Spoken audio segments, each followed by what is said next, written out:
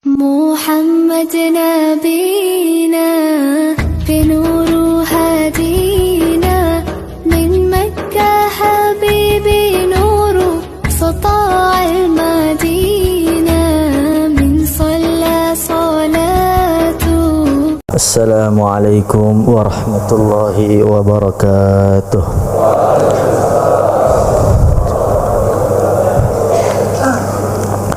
إن الحمد لله نستعينه ونستغفره ونؤمن به ونتوكل عليه ونعوذ به من شرور أنفسنا ومن سيئات أعمالنا. من يهده الله فلا مضل له ومن يضلله فلا هادي له. أشهد أن لا إله إلا الله وحده لا شريك له وأشهد أن سيدنا ومولانا وحبيبنا محمدا عبده ورسوله. اللهم صل على سيدنا محمد قبل كل كلام.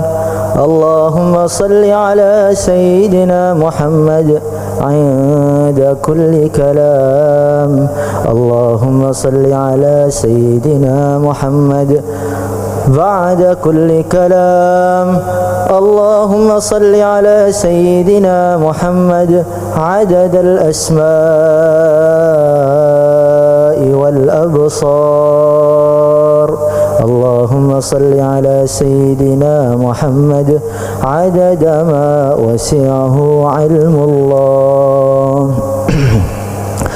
قال الله تعالى في كتابه الكريم: قل بفضل الله وبرحمته فبذلك فليفرحوا هو خير مما يجمعون. وقال عليه الصلاة والسلام: كل أمتي يدخلون الجنة إلا من أبى. قيل ومن يأبى يا رسول الله صلى الله عليه وسلم؟ قال رسول الله صلى الله عليه وسلم: من أطاعني دخل الجنة ومن عصاني فقد أبى. Para hadirin yang dimuliakan oleh Allah Subhanahu wa taala. Amin. Al-Imam Khatib Al-Baghdadi, beliau menceritakan satu riwayat bahwasanya Allah Subhanahu wa taala berfirman kepada bumi yang kita tempati ini. Allah berfirman, inni uridu an akhluqa minka khalqan faminhum man yuti'uni wa minhum man ya'sini faman ata'ani adkhaltuhu jannati wa man asani adkhaltuhu an-nar. Fabaqat al-ard fanfajarat al-uyun ila yaumil qiyamah. Allah berfirman, wahai bumi, saya ingin menciptakan satu makhluk yang bahannya ini saya ciptakan dari kamu, wahai bumi. Faminhum may yuti'uni, nanti setelah saya ciptakan di antara mereka ada orang-orang yang akan taat kepada saya. Wa minhum may ya'sini, di antara mereka nanti akan ada orang-orang yang menentang saya.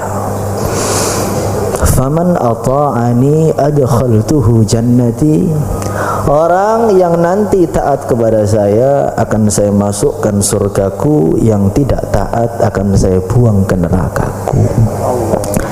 Maka setelah Allah berfirman seperti ini, fabakat al-ard, bumi itu langsung nangis, gak mampu menjawab. Fangfajarat bihal uyun ila yaumil qiyamah. Nangis sampai air matanya itu adalah mata air yang kita nikmati sekarang itu.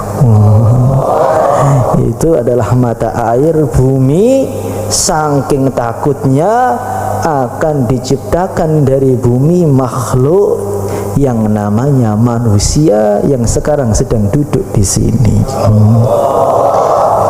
Hadirin yang dimuliakan oleh Allah Subhanahu wa taala.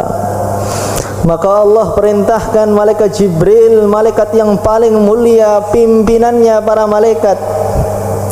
Allah berfirman, wahai Jibril, kamu ambil satu tanah dari bumi untuk saya ciptakan manusia pertama, yaitu Nabi Allah Adam alaihi salatu wassalam. Maka malaikat Jibril turun ke bumi untuk ngambil tanah sebagai bahan untuk Nabi Adam ini. Maka langsung bumi itu nangis, wallahi, demi Allah, wahai malaikat, jangan kamu ambil. Saya takut nanti kalau saya ini termasuk bagian tanah-tanah yang nantinya menentang Allah, yang nantinya akan dibuang ke neraka. Jadi bumi itu takut, jadi manusia itu takutnya luar biasa. Takut nanti termasuk manusia yang akan dibuang ke neraka. Nangis memohon-mohon kepada malaikat Jibril. Akhirnya malaikat Jibril pun gak tega ngelihat bumi seperti itu. Balik lagi, ya Allah, saya gak tega lihat bumi itu nangis-nangis, kayak gak siap dia diciptakan untuk jadi manusia. Ya sudah, kalau kamu gak siap, gak berhasil, Mikail suruh berangkat. Malaikat Mikail yang bagian ngatur rizki datang, bumi nangis, gak tega lagi, balik. Maka Allah berfirman, kalau Mikail gak berhasil, Israfil sekarang. Malaikat yang begitu besar, yang bagian trompet itu sangkakala itu, yang bagian niup sangkakala nanti. Yang gedenya itu raksasa betul, bumi langit itu kecil dibanding malaikat Israfil itu. Datang, bumi memohon-mohon, nangis, nggak tega juga ternyata Israfil. Maka akhirnya Allah berfirman, sekarang bagiannya Israel. Maka malaikat Israel itu mau turun saja itu bumi sudah teriak dia. Sudah teriak, Israel, saya minta jangan kamu ambil. Nangis-nangis, memohon-mohon, minta diampuni, minta disayangi. Maka malaikat Israel jangankan gubris, nengok pun tidak. Datang langsung diambil itu tanah, sowankan kepada Allah Subhanahu wa taala. Ya Allah, ini bumi ini, dia nangis-nangis depan saya enggak peduli, saya taat perintahmu ya Allah. Maka Allah berfirman, hei Israel, saya kok ngelihat kamu itu kok tega betul kepada bumi ini, berarti kamu nanti akan tega kepada manusia. Ya, tugasmu adalah malakul maut yang bagian dedel ruh-ruh dari jasad manusia ini. Hadirin yang dimuliakan oleh Allah Subhanahu wa taala, itulah malaikat Israel yang dalam satu hadis setiap hari dia ini melototi setiap manusia itu setiap hari 70 kali. Jadi mulai tadi pagi kita baru bangun tuh Israel sudah melihat. Siapa ini? Tanggal berapa? Sekarang tanggal berapa? 28 Juli. Oh, belum waktunya, agak malam kayaknya ini. Nanti dilihat, dicek terus. Sampai dalam satu hadis, kalau ada orang yang ketawa pas Israel itu melotot, maka Israel bilang, ya ajaba, bu'ithtu li'aqbidha ruhaka wa anta dhahik. Kamu itu kok aneh betul manusia ini, dia gak kenal saya ya. Saya datang ke sini untuk nyabut nyawa dia, kok dia bisa ketawa terbahak-bahak. Itu setiap hari, setiap kita tertawa, Israel ngomong seperti ini. Loh, ini malah senyum lagi, ini gimana? Bisa-bisanya dia ini. Dia datang kepada orang-orang yang sedang bayan, satu persatu didatangi, dipelototi matanya satu persatu. Ini nggak lama lagi Bayan kok bisa ngantuk ini, ya Allah. Dia apa lupa dengan saya ini. Hadirin yang dimuliakan oleh Allah Subhanahu wa taala, itulah namanya Israel, itu seperti itu. Yang setiap manusia pasti akan jumpa dengan dia. Walikulli ummatin ajal, fa idza jaa ajaluhum la yastakhiruna sa'atan wa la yastaqdimun. Setiap umat, setiap bangsa, setiap kurun itu ada ajalnya. Ketika ajalnya sudah tepat, nggak akan maju sedikit pun, nggak akan mundur sedikit pun, pas. Nyabutnya itu pas. Kalau ketika itu dia tengah-tengah bayan, dia dicabut tengah-tengah bayan. Kalau saat itu dia tengah-tengah sholat, ya dicabut tengah-tengah sholat. Allahumma ja'alna minhum. Kalau dia tengah-tengah itu tengah-tengah main HP, ya dicabut tengah-tengah main HP. Kalau dia tengah-tengah ngerokok, ya dicabut tengah-tengah ngerokok. Ya mutul mar'u ala ma asha wa yub'atsu ala ma mata. Orang itu akan dibangkitkan dari kubur sebagaimana matinya, dan matinya sebagaimana hidupnya. Kematian itu pasti, tapi model matinya kayak apa itu loh yang kita belum tahu.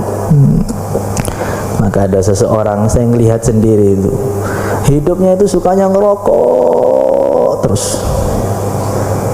Rokok itu nggak tahu jelek atau enggak, itu ahli fikih yang akan membahas. Yang penting itu hidupnya itu ngerokok terus. Ketika mau wafat, saya jenguk itu, nafasnya sudah ngkrik, udah Senin Kemis sudah mau mati, dikit lagi mati itu. Tiba-tiba dia sadar. Apa yang dia minta saat itu pada anak-anaknya? Berikan kepada saya rokok, berikan kepada saya rokok. Maka anaknya mengatakan, Bang, kau sedang sakit, nanti kalau sembuh merokok 1 truk sudah. Enggak, saya sembuh atau enggak sembuh enggak penting, yang penting saya minta rokok. Ini enggak nakut-nakuti ini. Ini cerita. Sampai di Yaman itu ada orang mau dihukum mati, ditanya, permintaan terakhir kamu apa? Minta surya, Pak. Bukan minta sholat 2 rakaat, bukan. Minta gudang garam dia. Ngerokok, setelah selesai baru dihukum mati. Inna lillahi wa inna ilaihi raji'un. Hadirin yang dimuliakan oleh Allah Subhanahu wa taala. Kalau orang hidupnya amal agama, dakwah, nanti akan mati mudah dalam dakwah. Kalau orang itu hidupnya sering zikir, Allah, nanti matinya juga mudah dalam zikir. Kalau orang matinya itu ta'lim, sibuk ngarang kitab, sibuk nerangkan agama, nanti matinya juga dalam keadaan ta'lim. Hadirin yang dimuliakan oleh Allah Subhanahu wa taala. Tapi kalau orang dalam otaknya itu dunia, ini tokonya belum selesai, ini kontrakannya belum selesai, ini kreditnya belum selesai, mikir terus, nanti matinya ya tengah-tengah ngurus toko. Hadirin yang dimuliakan oleh Allah Subhanahu wa taala. Dan malaikat Israel itu nggak mau kompromi, maju dikit, ini mau sholat Pak, dia masih habis itu biasanya sholat, tunggu sholat dulu lah. Enggak, pokoknya kalau jatahnya menitnya pas, ya saat itulah harus disabut. Maka cerita yang ma'ruf itu, ada Nabi Sulaiman sedang berbicara dengan teman akrabnya, ngobrol dengan begitu seru. Ketika tengah-tengah ngobrol, maka datang tamu yang begitu wibawa. Masya Allah, jadi auranya Israel itu mengerikan. Maka Nabi Ibrahim mengatakan kepada Israel, wahai Israel, seumpama mati itu nggak sakit, cukup melihat kamu itu sudah cukup sakit. Saking ngerinya Israel itu. Maka datang malaikat Israel melototi tamunya Nabi Sulaiman itu. Sampai tamu ketakutan, gemetar badannya, lemes, dipelototi oleh ainnya Jibril itu. Al-ainu haq. Jadi orang itu kadang-kadang punya pandangan, kalau sekali mandang itu bisa pingsan, itu bisa. Maka kalau orang itu kena ain, dipandang orang banyak, dipuji-puji, kadang-kadang sakit, nggak kuat dengan pandangan mata itu. Maka orang-orang Arab jahiliyah itu pengen jatuhkan Nabi itu pakai pandangan matanya. Nabi lewat dipandang biar Nabi jatuh. Ternyata ketika oleh Rasulullah dipandang, mereka 10 orang jatuh semuanya. Kalau ainnya Israel kira-kira gimana? Nanti pulang dari markas, pulang nggak itikaf kan? Pulang zret, di jalan ada yang mandang, itu gimana kira-kira? Siapa kamu? Israel. Mau terus pulang atau langsung balik ke markas lagi?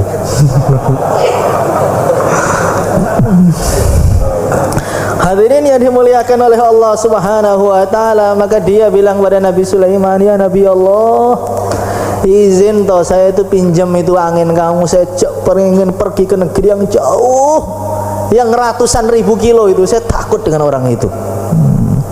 Akhirnya dipinjami air, dipinjami angin kendaraan Nabi Sulaiman yang begitu kencang itu. Fasakharna lahu ar-riha tajri bi amrihi rukha'an haitsu asab. Dengan begitu cepat itu sampai melewati ratusan ribu kilo. Ketika dia sudah berangkat, maka Israel bilang kepada Nabi Allah Sulaiman, "Ya Nabi Allah, saya datang ke sini, saya pelototi itu temanmu itu. Karena saya lihat di datanya itu hari ini jam sekian dia akan mati di negeri yang jauh itu, yang kalau jalan kaki nggak mungkin cukup, harus beberapa bulan atau beberapa tahun." Saya pikir kok dia masih di sini, ini yang salah catatannya atau gimana ini? Ini mau saya cabut nyawanya sebentar lagi, kok masih di sini? Ini jatahnya hari malam Jumat ini sudah meninggal, kok masih dengar bayan ini? Oh, masih tunggu pulang dulu. Gimana kira-kira begitu? Masih berani pulang apa enggak ini? Hadirin yang dimuliakan oleh Allah Subhanahu wa taala. Akhirnya dia terbang, ketika turun langsung dijemput oleh Israel. Ternyata dia naik angin untuk menjemput ajal dia. Hadirin yang dimuliakan oleh Allah Subhanahu wa taala. Itulah manusia. Itulah manusia yang akan berjumpa dengan Israel satu persatu. Siapa itu? Ya kita ini. Manusia itu aneh. Setiap ada orang mati maka dia nangis. Yang mati siapa? Yang mati itu ayah saya. Yang mati itu siapa? Yang mati itu tetangga saya. Yang mati itu siapa? Yang mati itu teman saya. Dia tidak pernah ingat bahwasanya diri dia pun juga akan ditangisi nantinya. Hadirin yang dimuliakan oleh Allah Subhanahu wa taala. Maka setelah Allah Subhanahu wa taala menciptakan Nabi Allah Adam alaihi salatu wassalam dari tanah, maka iblis itu langsung turun dari langit sana ke bumi. Gerak cepat. Dia turun ke bumi, dia injak-injak tanah-tanah bumi ini. Dia muter itu tanah-tanah bumi, dia injai semua.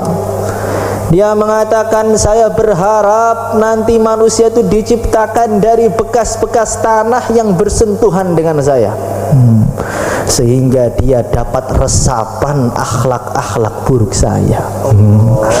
Jadi iblis itu nginjak tanah berharap manusia diciptakan dari bekas kaki dia, sehingga akhlaknya menjadi buruk, nafsunya susah dikendalikan, sehingga dia mengkufuri Allah karena bersentuhan tadi dengan namanya iblis laknatullah alaih.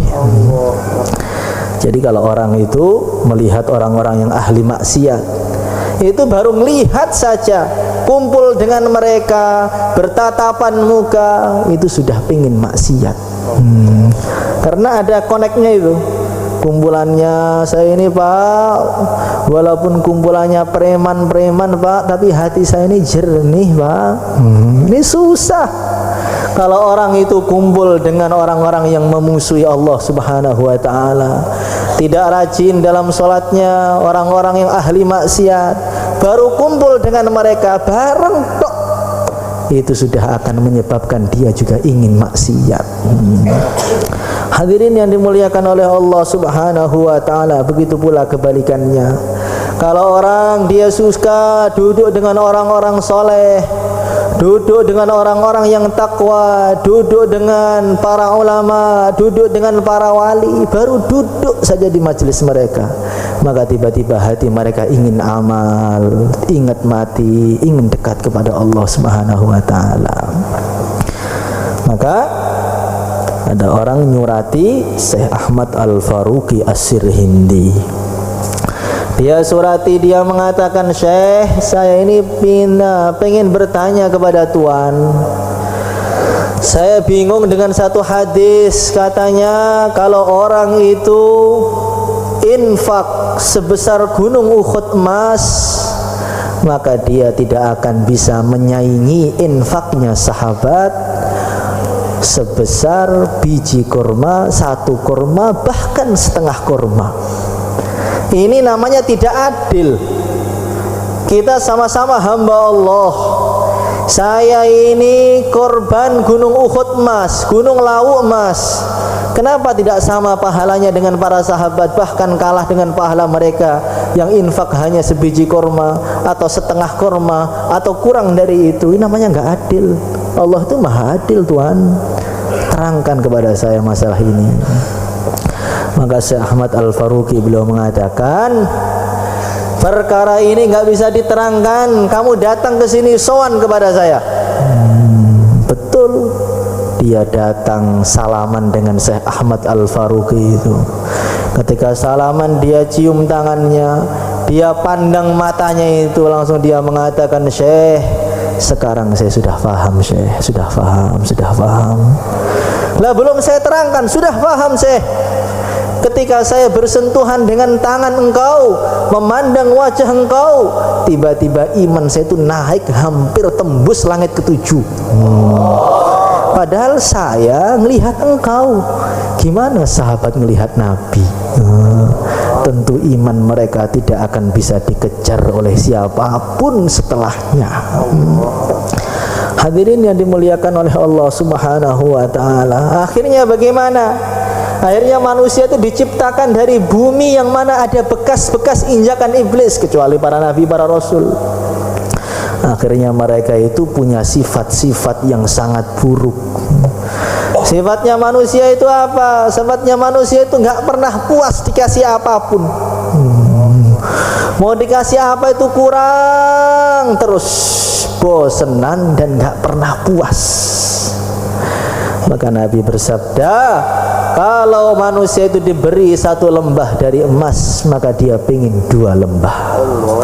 Setelah dapat 2, nggak puas, pingin 3. Setelah 3, pingin 4. Terus. Dulu ketika belum punya motor, pokoknya kalau saya sudah punya motor, insya Allah selesai semua takaza agama itu. Istiqomah ke markas saya pokoknya. Betul, sudah punya motor, oh kurang ternyata, belum punya mobil. Setelah punya mobil, oh kurang ternyata, rumahnya masih kecil, kurang besar. Terus nggak ada habisnya sampai datang Israel nyabut nyawa dia. Itulah manusia. Manusia itu diberi apapun tuh pinginnya kurang. Orang-orang muda di sini yang duduk di sini, pokoknya kalau saya sudah nikah itu tenang, Pak. Anak-anak muda itu otaknya seperti itu. Yang 20-an, yang di bawah 20 belum paham. 20 ke atas itu otaknya pokoknya selesai masalah. Tanya kepada bapak-bapak yang duduk itu, apakah selesai setelah nikah? Tidak. Buktinya mukanya makin suram. Berarti lebih tertekan lagi. Iya Pak, kenapa kamu sudah nikah masih suram? Masih 1 Pak, kalau 2 insya Allah. Kalau 2 insya Allah ini. Maka setelah 2 rambutnya malah putih. Kok malah putih? Berantem terus Pak, belum ada wasitnya itu. Kalau 3 ada wasitnya, tenang saya pengen nyari wasitnya. Mereka berantem, ada wasit yang ketiga. Datang wasitnya, nikah yang ketiga. Oh kurang Pak. Kalau 4 itu baru lengkap, itu namanya mathna wa thulatha wa ruba. Lengkap, sunnah nabinya itu lengkap. habis 4 langsung stroke. Hadirin yang dimuliakan oleh Allah Subhanahu wa taala, itulah manusia, kurang terus. Kurang, dikasih nikmat apapun itu kurang, terus bosenannya itu luar biasa. Tidak ada nikmat yang enak lama, itu nggak ada. Enak itu hanya awalnya saja. Bahkan kata para ulama, dunia itu nikmatnya sebelum dapat. Orang-orang yang belum nikah itu, pokoknya nikah itu enak. Sebelum dapat itu memang enak. Setelah dapat berkurang nikmatnya. Betul atau tidak? Pokoknya saya pengen dapat mobil. Ketika pengen tuh, enak itu. Nanti mobil itu, masya Allah, bisa putar-putar, nggak pakai hujan. Nikmat. Ngayalnya itulah yang nikmat. Setelah dapat betulan, ya biasa aja. Maka dulu Bani Israel ini adalah bangsa yang sangat dimuliakan oleh Allah Subhanahu wa taala.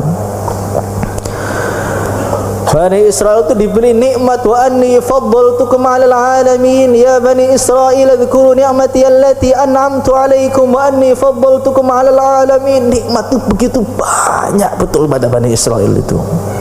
Kurang apa coba? Kalau dia jalan itu di padang teh itu, wa dhallalna 'alaikumul ghamam. Kalau dia jalan itu Bani Israel itu di atasnya itu ada mendung yang menaungi dia kemanapun dia pergi. Jadi mirip Nabi, umat Nabi Musa. Bani Israel itu, yang Nabi Musa itu datang itu mendung, wa dhallalna 'alaikumul ghamam. Setiap hari itu mendung di atasnya itu menaungi mereka, khidmat kepada Bani Israel itu. Wa dhallalna 'alaikumul ghamama wa anzalna 'alaikumul manna wassalwa. Turun dari langit itu manna. Manna itu sejenis madu begitu. Butiran-butiran merah yang lebih manis daripada madu, lebih lembut daripada busa. Halus. Setiap subuh itu di pohon-pohon itu sudah penuh manna. Wa anzalna 'alaikumul manna wassalwa. Datang itu burung salwa. Ada satu riwayat mengatakan burung salwa itu datang setor leher, tinggal disembelih. Kalau mereka masih kurus terbang dulu, nanti kalau sudah gemuk datang setor, sembelih saya. Tapi ada riwayat lain mengatakan tidak. Wa anzalna 'alaikumul manna wassalwa. Salwa itu datangnya itu sudah burung bakar. Jadi nggak perlu disembelih. Setiap pagi datang dari langit itu langsung burung goreng bakar, tinggal dimakan seharian kenyang terus. Itulah Bani Israel. Pengen jadi Bani Israel? Wa anni faddaltukum 'alal 'alamin. Allah muliakan Bani Israel melebihi seluruh alam di zamannya. Masya Allah. Imam Khatib Al-Baghdadi mengatakan itu kalau bayinya lahir itu lahir sudah pakai baju. Memang ada seperti itu. Dan bajunya itu nggak bisa usang. Warnanya tetap bagus terus, nggak perlu disetrika. Tetap berkilau terus, tetap mengkilat terus. Dan bajunya akan besar sesuai dengan tubuhnya. Makin besar bajunya, makin besar, nggak perlu ganti baju. Mulai lahir sudah datang dari perut ibunya. Pengen minum, Allah datangkan dari langit batu. Mereka Jibril itu bawa batu dari surga. Langsung anidrib bi'asaqal hajar, dipukul batunya, keluar 12 mata air yang begitu seger, gak bisa disaingi oleh siapapun segernya itu. Setiap mata air itu jadi satu sungai.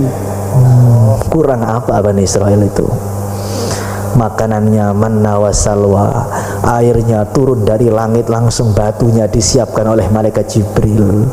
Lahir sudah bawa baju, mendung-mendung pun khidmat kepada mereka. Apa mereka puas? Apa mereka syukur? Wa idh qultum ya Musa lan nasbira ala ta'amin wahid. Ya Nabi Allah, makanannya kok gini-gini terus, tuh bosen kami itu. Lan nasbira ala ta'amin wahid, menunya kok cuma satu, mana salwa, gak sabar kami ini. Fad'u lana rabbaka yukhrij lana mimma tunbitul ardu min baqliha wa kithaiha wa fumiha wa adasiha wa basaliha. Kami itu dengan yang langit-langit itu bosen, pengen yang dari bumi. Kan wa dhallalakumul ghamam wa anzalna alaikumul manna wassalwa. Manna salwa dari langit, mendung dari langit, batu dari langit, semua langit, bumi gitu loh. Kami pengen bakliha, sayur-sayuran, wa kithaiha, timun, wa adasiha, pengen itu bawang putih, wa fumiha, bawang putih, wa adasiha, kacang adas, wa basoliha, bawang merah. Begitulah, ada bawangnya, ada timunnya, kayak pecel ini enak tuh. Mana salwa, bosen. Padahal itu makanan ahli surga, itu enaknya luar biasa. Awal mereka makan tuh saking enaknya matanya keseliu saking enaknya itu. Tapi lama kelamaan bosen juga. Itulah manusia. Maka Nabi Musa tuh ngamuknya luar biasa. Ini orang sudah dikhidmati langit tuh nggak puas. Atastabdiluna alladhi huwa adna billadhi huwa khair. Hei Bani Israel, apakah kamu minta perkara yang buruk menggantikan perkara yang lebih baik? Kamu sudah dikasih yang lebih nikmat, kamu cari yang enggak nikmat? Masya Allah, itulah manusia. Manusia itu kadang-kadang sudah dikasih kenikmatan tuh malah pengen yang enggak nikmat. Orang-orang sekarang tinggal di desa namanya Desa Temboro. Desa Temboro yang katanya apa? Madinah Van Java. Katanya. Masya Allah, namanya tuh harumnya luar biasa. Namanya itu loh. Harumnya luar biasa. Sampai di Mekah itu saya pernah ada undangan dengan kiai, itu bayan di tempatnya orang-orang Arab asli, kumpulannya orang-orang Arab. Maka mimbar walahnya itu bilang, mari rapat-rapat, kita akan mendengarkan bayan dari ulama Indonesia, dari Temboro. Temboro itu adalah satu kampung yang mana suasananya seperti Madinah di zaman Nabi. Ya Allah, pengen muntah tapi enggak enak. Bukan Madinah zaman sekarang, itu yang bilang di Mekah Al-Mukarramah sana. Kalau kalian sekarang melihat Mekah zaman sekarang, Madinah zaman sekarang, kalau pengen melihat Madinah zaman Nabi, datang ke Temboro. Gimana itu? Kalau ketawa dosa nggak kira-kira ya? Kalau pengen melihat Madinah zaman Nabi, ke Temboro. Itu di sana itu orang semua amal agama. Nggak pernah saya di Temboro, kata dia, orang Arab yang pernah keluar di Temboro. Nggak pernah di Temboro saya lihat TV satu pun. Orang-orang sana itu walaupun sibuk tuh ke masjid semuanya. Sampai saya lihat setelah mereka salam sholat itu pada bubar. Saking orangnya itu sibuknya itu, sempat-sempatan ke masjid, akhirnya salam langsung pulang. Jadi kekurangan yang sangat kurang itu tampak seperti kelebihan. Orang yang nggak mau zikir itu dia memandang karena ainur ridho, pandangan ridho tadi, itu dianggap orang-orang sibuk tapi masih nyempatkan diri ke masjid. Masya Allah, inna lillahi wa inna ilaihi raji'un. Suasana yang sangat baik, amal agama di mana-mana. Di Temboro pengen taweh 30 juz ada. Malam pengen masjid 24 jam ada. Pengen deres 5 juz, 15 juz, 30 juz banyak. Pengen itu hurut fisabilillah, amal zikir tahajud semalaman banyak. Tapi karena suasana agama tadi diamalkan, kadang-kadang tadi lan nasbiru ala ta'amin wahid. Bosan agama terus seperti ini. Pagi didatangi ke rumah, siang datangi ke rumah, sampai dimarahi, yang khusus itu dimarahi. Kang, saya ini sibuk agama juga loh, kamu khusus terus, kamu kira saya lihat muka kamu nggak muntah gitu ya? Masya Allah. Kenapa? Ketika dikhususi tadi sudah bosan datang lagi, ajak jauhlah lagi, ajak khurut lagi, akhirnya lari, nggak mau ke masjid. Nah, kalau ke masjid salam langsung pergi. Siapa itu kira-kira itu? Orang mana? Bukan orang Temboro, bukan. Hadirin yang dimuliakan oleh Allah Subhanahu wa taala. Maka kenikmatan itu kalau datang tidak lagi dianggap sebagai nikmat. Bahkan yang tidak nikmat malah seperti kenikmatan. Orang sekarang ada yang di Temboro semalaman tarawih itu orang-orang enggak pada iri gitu, enggak. Wih, dia tarawihnya kok 30 juz, saya kok enggak, iri saya. Enggak. Ini kok banyak orang-orang yang amal agama, saya iri. Enggak. Tapi kalau tetangganya beli motor baru langsung enggak bisa tidur semalaman. Pak, pusing ini Pak. Kenapa? Ini semua itu motornya NMAX semua Pak. Saya kok masih Vario, itu malu saya ini. Jadi kalau ada orang agama enggak, amal agama enggak iri, enggak. Atastabdiluna alladhi huwa adna billadhi huwa khair. Agama tidak dianggap satu nikmat lagi, tapi dunia malah tampak nikmat. Betul. Dulu orang kalau datang ke Temboro itu nyari apa? Pengen ketemu ulama-ulama di situ Pak. Pengen ngaji di Temboro Pak. Pengen ngamalkan agama biar agama saya terjaga, agama anak cucu saya terjaga Pak. Kalau sekarang banyak orang yang datang ke Temboro cuman pengen nyari uang di Temboro. Inna lillahi wa inna ilaihi rajiun. Maka tokonya penuh. Nanti kalau sudah selesai bayan langsung ramai lagi. Allahu Akbar. Hadirin yang dimuliakan oleh Allah Subhanahu wa taala, harus kita renungi betul ini. Mudoroso. Harus kita renungi. Kalau nikmat-nikmat yang Allah berikan kepada kita ini enggak kita jaga, enggak kita syukuri, masjid-masjid enggak kita hidupkan amalnya, kita hanya mencari dunia di sini. Wala in kafartum inna adzabi lasyadid. Bisa-bisa nikmat agama yang Allah berikan pada ahli Temboro ini dicabut oleh Allah. Naudzubillahi min dzalik. Hadirin yang dimuliakan oleh Allah Subhanahu wa taala. Maka setiap hari itu harus kita renungi, setiap nikmat-nikmat itu kita renungi supaya nikmat tadi tampak baru. Jadi kalau nikmat itu tidak direnungi nggak tampak baru. Direnungi ini prosesnya nikmat bagaimana. Dalam satu hadis dikatakan tidak ada satu roti yang dipegang oleh anak Adam kecuali Allah menggerakkan minimalnya 360 makhluk untuk mendatangkan roti tadi. Awaluhu Mikail wa akhiruhu Al-Khubbaz. Jadi kalau kita ini tadi makan tempe ya, makan tempe kayaknya biasa, harga 500 atau 700. Makan suapan nasi markas kan biasa. Tetapi sebenarnya itu satu tempe itu Allah menggerakkan 360 makhluk minimal. Allah datangkan malaikat Israfil untuk ngurusi rizkinya setiap kita ini.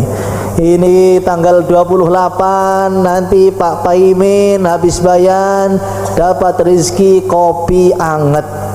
Itu di malaikat Mikail itu.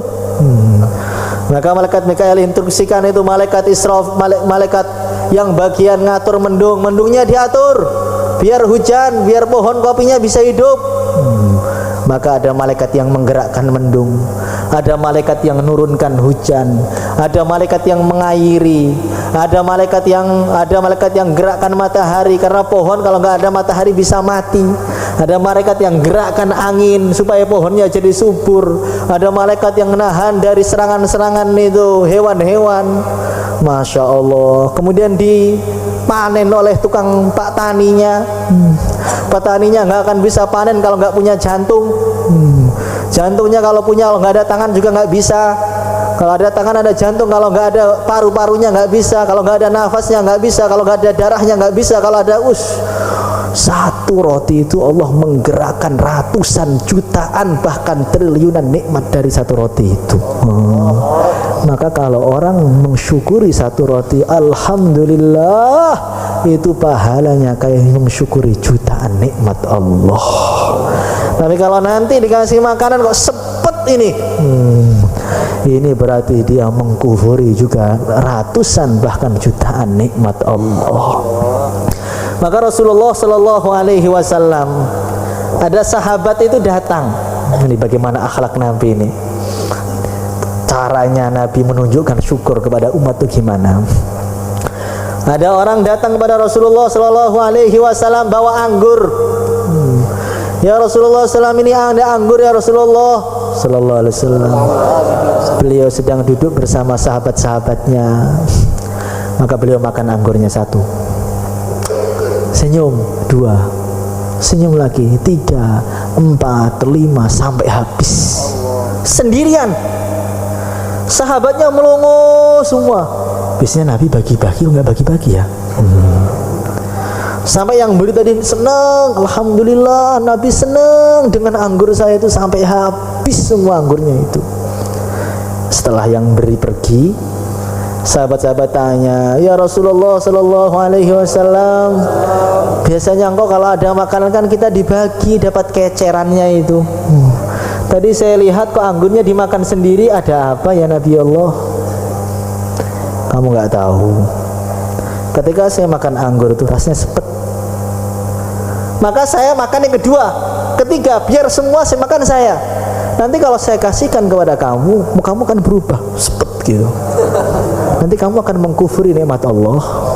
Kemudian orang-orang itu yang ngasih akan sakit hati, akan sedih, oh gak enak ternyata anggur saya. Maka saya makan sendiri aja, biar kalian itu bisa mensyukuri nikmat Allah juga, biar dia gembira juga. Gimana? Nanti kalau makan dari dapur kok agak busuk, diam aja. Oh enak nih Pak. Nanti tiba-tiba muntah, gak apa-apa. Itu namanya menghargai yang memberi. Jangan dikasih kopi langsung terang-terangan, Pak, kopimu tuh kayak uyuh jaran.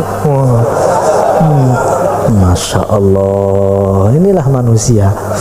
Hadirin yang dimuliakan oleh Allah Subhanahu wa Ta'ala, manusia itu kalau nggak diterima kasih itu paling sakit hati. Tapi manusia itu kurang berterima kasih kepada Allah.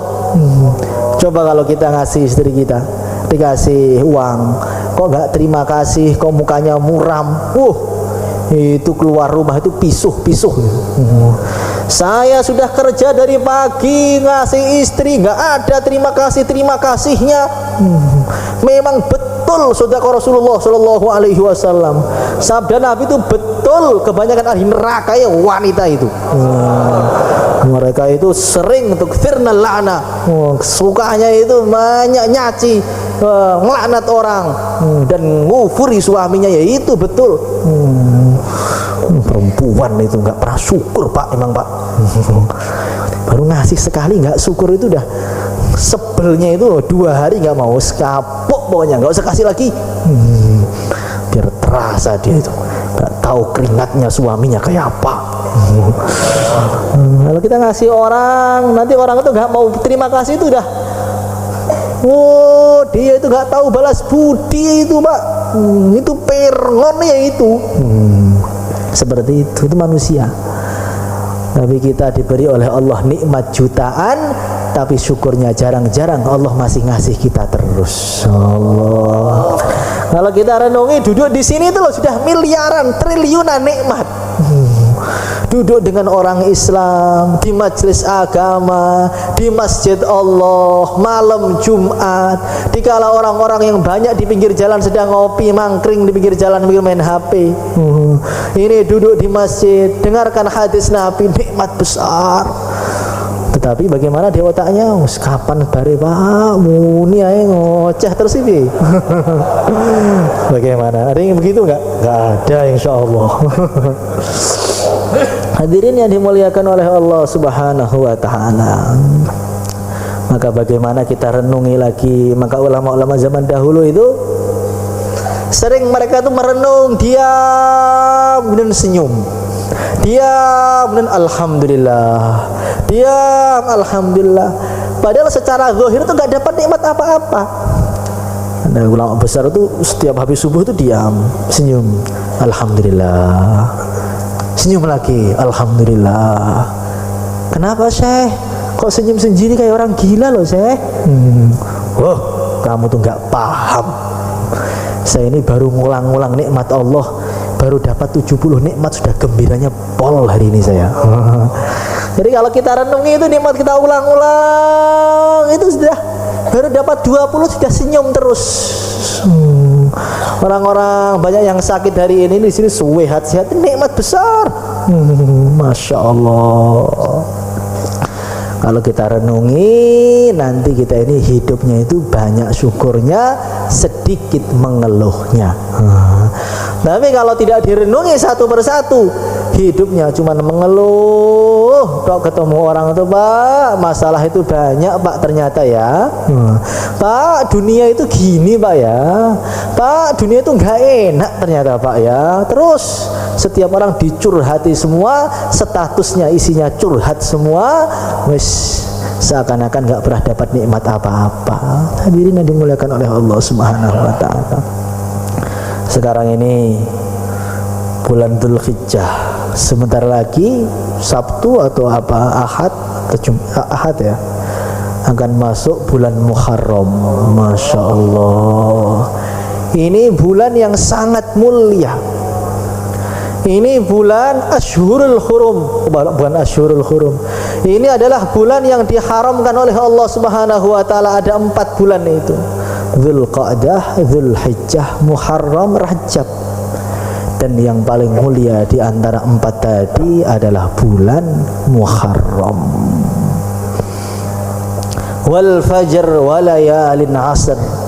Allah bersumpah dalam satu tafsir, bersumpah dengan 10 hari Muharram ini. Maka Nabi ini saking mulianya hari bulan Muharram ini, beliau kalau mengatakan Muharram itu bukan Muharram saja, Syahrullah. Muharram itu adalah Syahrullahil Muharram. Ini adalah bulannya Allah. Jadi kalau ada bulan kok perkara kok dinisbatkan kepada Allah itu mulia betul. Baitullah, Nabiullah, Nabi Allah, rumah Allah, Ka'bah, masjid, Baitullah. Ini adalah bulannya Allah. Masya Allah. Maka bulan Muharram ini adalah bulan yang mana disakralkan oleh orang-orang Arab. Orang Arab itu mengsakralkan bulan Muharram ini. Fala tadzlimu fihinna anfusakum. Mereka itu nahan diri, enggak maksiat di bulan Muharram itu, ditahan betul. Di bulan Muharram ini biasanya mereka menjadikan sebagai bulan pergantian kiswah Ka'bah. Jadi Ka'bah itu gantinya baju itu ketika bulan Muharram. Orang-orang Arab itu 10 Muharram itu semua puasa. Orang-orang Yahudi 10 Muharram puasa juga. Maka Nabi bertanya kepada orang Yahudi, "Hei orang Yahudi, kenapa kamu puasa 10 Muharram?" Ini hari Allah selamatkan Nabi Musa dari kejaran Fir'aun. Maka kata para ulama, Nabi Musa itu doa biar Fir'aun hancur itu sudah lama. Sudah lama betul. Wa qala Musa Rabbana innaka ataita fir'auna wa mala'ahu zinata wa amwalan fil hayatid dunya Rabbana liyudillu an sabilik Rabbana tmis ala amwalihim washdud ala qulubihim fala yu'minu hatta yarawul adzab al-alim. Doa biar Fir'aun hancur itu sudah lama. Dan Allah sudah mengabulkan. Qala qad ujibat da'watukuma. Doa kamu makbul. Tapi Fir'aun gak hancur-hancur, makin sehat, makin kuat, bisa lari pagi, ngaku Tuhan juga bisa. Tetapi akhirnya datangnya Allah menampakkan tadi hasilnya itu kapan?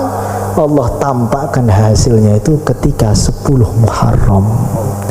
Maka kata para ulama, doa-doa kita yang setahun itu, kita doa minta apa, minta ini, minta itu. Itu doa-doa kita kalau kita husnudzon pada Allah betul, bulan Muharram kita hormati betul, nanti tampaknya hasilnya itu pas 10 Muharram.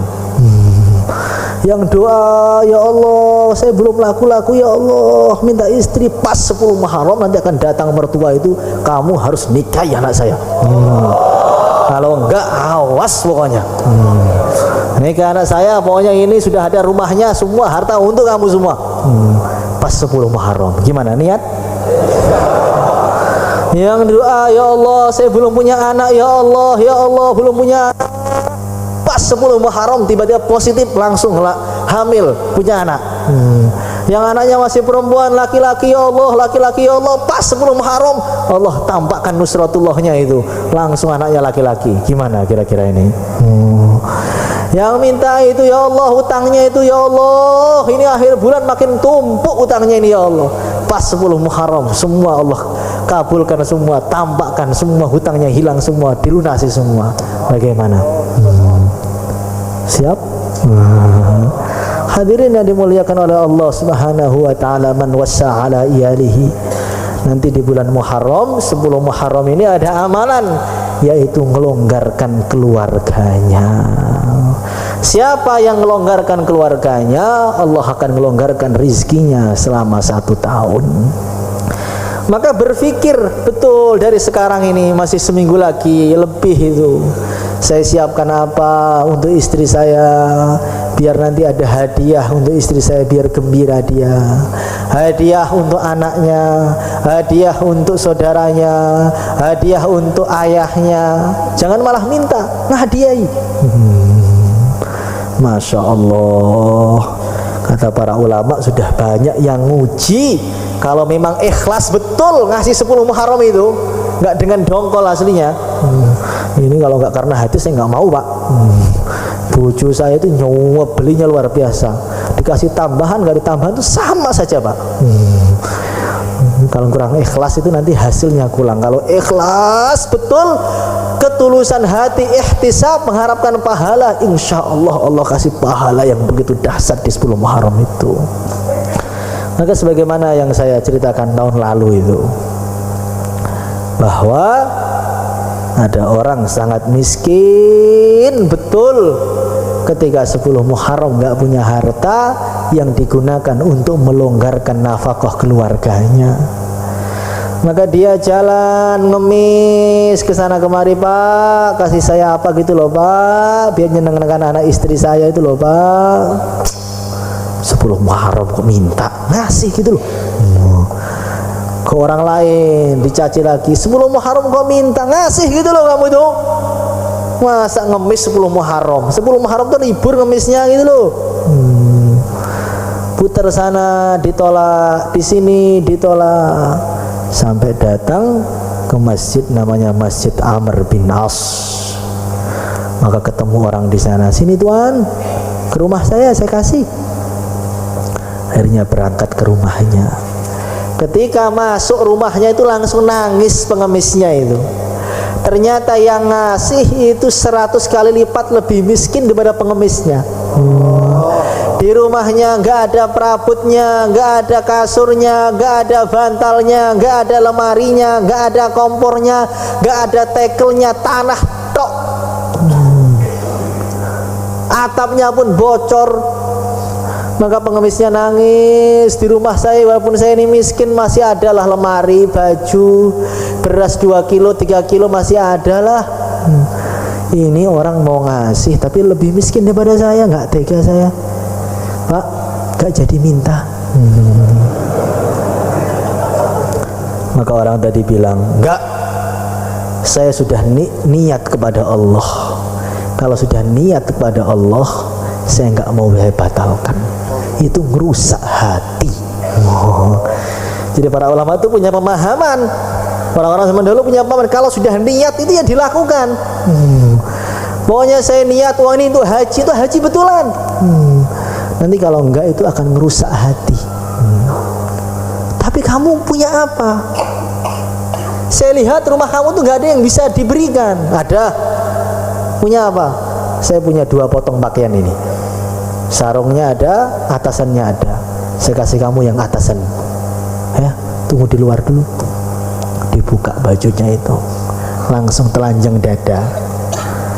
Karena dia malu diberikan kepada orang itu, dia cuma pakai sarung aja, diberikan cuma buka pintunya dikit, ini hadiah 10 Muharram dari saya.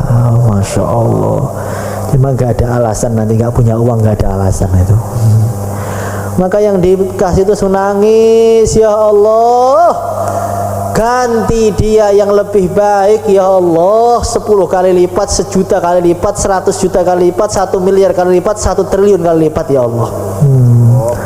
Maka laki-laki tadi mau keluar, nggak punya baju, cuma pakai sarung, malu, akhirnya tidur.